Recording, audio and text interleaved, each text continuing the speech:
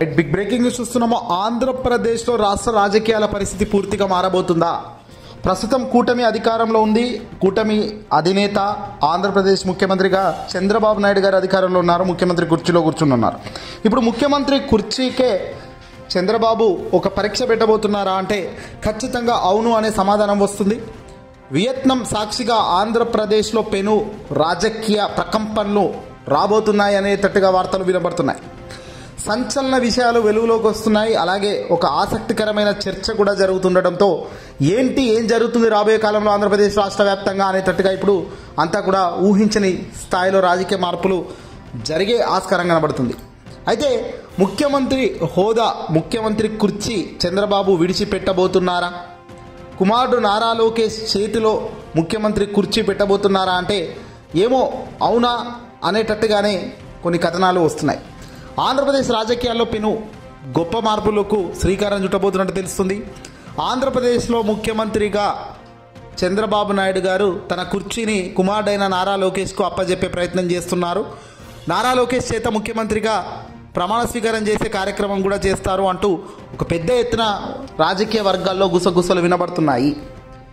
మొన్ననే చంద్రబాబు నాయుడు గారు ముఖ్యమంత్రి అయ్యారు, చాలా బాగా పాలిస్తున్నారు అని చెప్పేసి ఆయన చెప్తున్నాడు.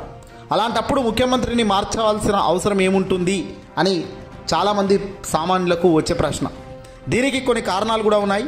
మొదటి కారణం అయితే చంద్రబాబు నాయుడు గారి వయసు రీత్యా చంద్రబాబు గారి ఏజే ప్రాబ్లం అంటున్నారు. ప్రస్తుతం చంద్రబాబు నాయుడు గారికి 74 సంవత్సరాలు ఉన్నాయి. 2029 ఇంకో 5 ఏళ్ల తర్వాత మళ్ళీ ఎలక్షన్ సమయానికి ఆయన వయసు ఏకంగా 79 సంవత్సరాలు అవుతుంది. అందుకే వయసు రీత్యా కొడుకును ఇప్పుడే ముఖ్యమంత్రిగా చేయాలి అని చంద్రబాబు నాయుడు గారు చూస్తున్నట్టుగా సమాచారం వస్తుంది. పార్టీ వర్గాల్లో పెద్ద ఎత్తున చర్చలకు దారితీస్తుంది. పార్టీ పెద్దగా చంద్రబాబు నాయుడు గారు ఉంటూ సమస్యలన్నీ ఏవి కూడా తలెత్తకుండా చూసుకునే బాధ్యత ఆయన తీసుకోవాలని డిసైడ్ అయ్యారట. ఇవన్నీ కూడా ఒక గుసగుసలు రాజకీయ వర్గాల్లో విపరీతంగా వస్తున్నాయి. అదీ కాకుండా రెండో విషయం ఏంటంటే పార్టీకి అంటే తెలుగుదేశం పార్టీకి ఎన్నడూ రాని మెజార్టీ ఈసారి 2024 ఎన్నికల్లో రావడం. ఏకంగా ఊహించని స్థాయిలో 175 స్థానాల్లో 135 స్థానాలు తెలుగుదేశం పార్టీ గెలుచుకుంది. కాబట్టి ఇంతటి భారీ మెజార్టీ తెలుగుదేశం పార్టీ పూర్వ వైభవంలో ఎన్నడూ హిస్టరీలో కూడా చూసి ఉన్న దాఖలాలు లేవు. ఇలాంటి తరుణమైన భారీ మెజార్టీ ఉన్నప్పుడే తన కొడుకును నారా లోకేష్ను తీసుకెళ్లి ముఖ్యమంత్రి పదవిలో కూర్చోబెడితే ఎవరూ ప్రశ్నించరు అని చెప్పేసి చంద్రబాబు నాయుడు గారు ఆలోచిస్తున్నట్లుగా గుసగుసలైతే రాష్ట్ర రాజకీయాల్లో వినబడుతున్నాయి. ఇక మూడో కారణం ఏంటంటే అతి ముఖ్యమైన కారణం, రాజకీయంగా రేపొద్దున నారా లోకేష్ గారికి సమస్యలు సృష్టించబోయేది 2 వ్యక్తులు ఉన్నారు. అందులో ఒకరు సినిమాల్లో ఉన్న cinema hero junior NTR, Nandamuri Taraka Ramarao గారి మనవడు. జూనియర్ ఎన్టీఆర్ అంటే అంతులేని అభిమానంతో కోట్లాది మంది ప్రజలు ఉన్నారు, తెలుగు ప్రజలు అన్న సంగతి తెలుసు. ఇక రెండో వ్యక్తి power star Pawan Kalyan, Janasena party అధినేత, ప్రస్తుతం డిప్యూటీ సీఎంగా ఉన్న పవన్ కళ్యాణ్ గారు. ఈ ఇద్దరు కూడా రేపొద్దున 2029 తర్వాత ఒక సమస్యగా మారే అవకాశాలు లేకపోలేదు అన్నది చంద్రబాబు రాజకీయంగా ఆలోచిస్తున్న ఒక ఎత్తుగడ్డ. పవన్ కళ్యాణ్తో నాయన రాబోయే రోజుల్లో జూనియర్ ఎన్టీఆర్ లాంటి వ్యక్తి రాజకీయాల్లోకి వస్తే ఇబ్బంది, రాజకీయంగా నారా లోకేష్కు సమస్యలు వస్తాయి. కాబట్టి వీళ్ళకన్నా ముందే నారా లోకేష్కు గద్దెనెక్కించే కార్యక్రమం చేస్తే బాగుంటుంది. అది కూడా 175 స్థానాల్లో 135 స్థానాలతో భారీ మెజార్టీ స్థాయిలో ప్రస్తుతం ఉన్నాం. కాబట్టి లోకేష్కు సీఎం పగ్గాలు అప్పచెప్పి తాను వయసు రీత్యా పెద్ద మనిషి మాదిరిగా ఇతర కార్యక్రమాలు చూసుకుంటూ ఉండే ప్రయత్నం చేసే ఆలోచన చేస్తున్నారా అనే తట్టుగా ఇప్పుడు రాజకీయ వర్గాల్లో పెద్ద ఎత్తున గుసగుసలు వినబడుతున్నాయి. ఇక ఇప్పుడు కనుక ఈ అడుగు తీసుకుంటే ఎలా ఉంటుంది అనేటట్టుగా ఇప్పుడు అంతా ఆలోచిస్తున్నారు.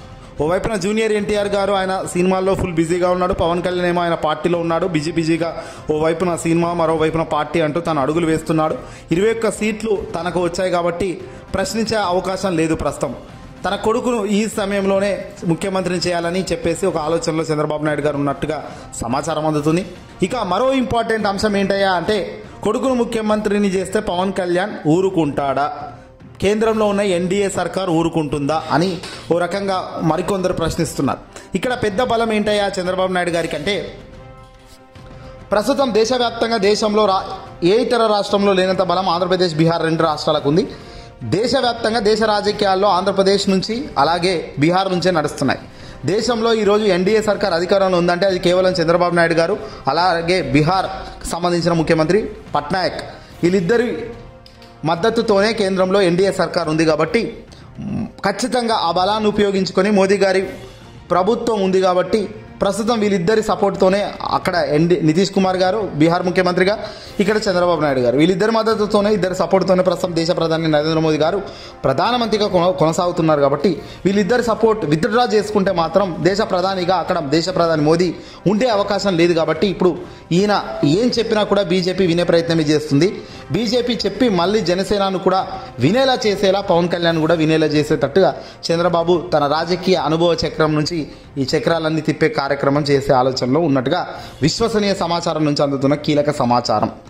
అయితే ఇక జనసేన పార్టీకి సంబంధించిన పవన్ కళ్యాణ్ గారు ఒకవేళ ఒప్పుకోకపోతే, ఎలక్షన్స్లో నేను కష్టపడ్డాను కదా, నేను మిమ్మల్ని గెలిపించాను కదా, ఒకవేళ ముఖ్యమంత్రిగా నేను ఉండాలి కానీ నా ప్లేస్లో పవన్ కళ్యాణ్ ఉండకూడదు, నా ప్లేస్లో నారా లోకేష్ ఎలా ఉంటాడు ఉండకూడదు అంటే మాత్రం ఎలా, మీరు నన్ను ముఖ్యమంత్రి చేయాలని చెప్పేసి ఒకవేళ పవన్ కళ్యాణ్ అంటే మాత్రం పరిస్థితులు ఎలా ఉంటాయి?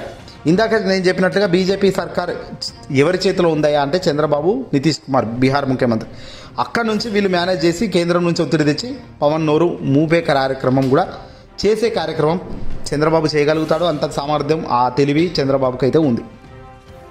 ఒకవేళ నా కుమారుడిని కనుక ముఖ్యమంత్రి హోదాలో కూర్చునే పరిస్థితి లేదు అని మీరు అంతా ఎన్డీఏ సర్కార్, లోకేష్ ఇద్దరు అనుకుంటే మాత్రం చంద్రబాబు నాయుడు గారు ఇమీడియట్లీ తన మద్దతును విత్డ్రా చేసుకుంటాడు ఎన్డీఏ సర్కార్కు. అప్పుడు ఏకంగా దేశ రాజకీయాల్లోనే ఒక పెను సంచలనం వస్తుంది. అప్పుడు దేశ రాజకీయాల్లోనే బీజేపీ కుప్పకూలే పరిస్థితికి వస్తుంది. కాబట్టి బీజేపీ ఆ నిర్ణయం ఇంత త్వరగా తీసుకోదు. అంటే చిన్నదా గోతితో పోయేదాన్ని గొడ్డల దాకా తెచ్చుకోవడం ఎందుకనేటట్టుగానే ఇక్కడ పరిస్థితులు అన్నీ కూడా చంద్రబాబు చుట్టే ఉన్నాయి. కాబట్టి వీటిని వాడుకొని ఖచ్చితంగా లోకేష్ను ఒక 3-4 ఏళ్ళు ముఖ్యమంత్రి హోదాలో కూర్చోబెడితే ఆ తర్వాత ఆటోమేటిక్గా తనకు ఒక ఇమేజ్ బిల్డప్ అవుతుంది. ఆ తర్వాత ఆ ఇమేజ్ని బిల్డప్ చేసుకొని మళ్ళీ రాజకీయ ఎన్నికల్లోకి పోవచ్చు. అప్పుడు ఓడిపోయినప్పటికీ కూడా మళ్ళీ పోరాడడానికి ఓ స్ఫూర్తి ఉంటుందని చంద్రబాబు ఆలోచిస్తున్నట్టు సమాచారం.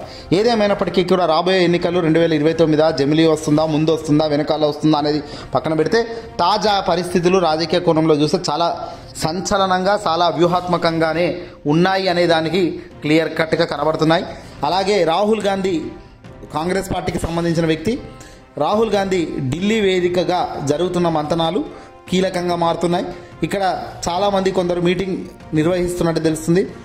భారతీయ రాజకీయాల్లో వియత్నాం నుంచి కొన్ని పెను మార్పులు జరగబోతున్నట్టుగా సమాచారం అందుతుంది. కొన్ని కీలక మీటింగ్స్ అక్కడ జరుగుతున్నాయి. కాబట్టి ఇవన్నీ కూడా ఎడదారి తీసాయి అనేది కూడా కీలక అంశంగానే ఉంది. రాహుల్ గాంధీ గారికి చంద్రబాబు నాయుడు గారికి ఉన్నటువంటి సత్సంబంధాల గురించి మనకు అందరికీ బాగా తెలుసు. తెలంగాణలో గత 2018 ఎలక్షన్స్లో కూడా మన టీడీపీ, కాంగ్రెస్ రెండూ కలిసికట్టుగా బీఆర్ఎస్ను ఆర్గనైజ్డ్గా తెలంగాణలో పోటీ చేయనయ్యా అంటే వాళ్ళ సంబంధాలు చాలా బాగున్నాయని చెప్పేసి కూడా కొంతమంది అంటున్నారు. ఇక వియత్నాంపై కూర్చొని ప్రస్తుతం టీడీపీ కానివ్వండి, అక్కడ మనం చూసుకుంటే నితీష్ కుమార్ కానివ్వండి, రాహుల్ గాంధీ గారు కానివ్వండి కొన్ని చర్చలు చేస్తున్నారు అని కూడా ఇప్పుడు టాక్సిక్ ఇన్ఫర్మేషన్ వస్తుంది.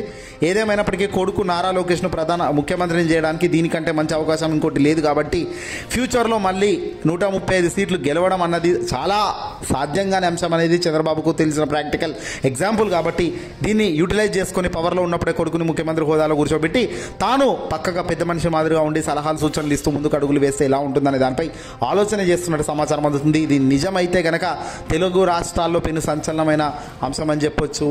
ఈ ఒకవేళ నారా లోకేష్ ముఖ్యమంత్రి హోదాలో చంద్రబాబు కూర్చోబెడితే మాత్రం పెను మార్పులకు శ్రీకారం చుడుతుంది. ఇది వైసీపీ ఎలాంటి అడుగులు క్యాచ్ చేసుకొని ముందుకెళ్తుంది అనేది కూడా ఒక షాకింగ్ పరిణామమే.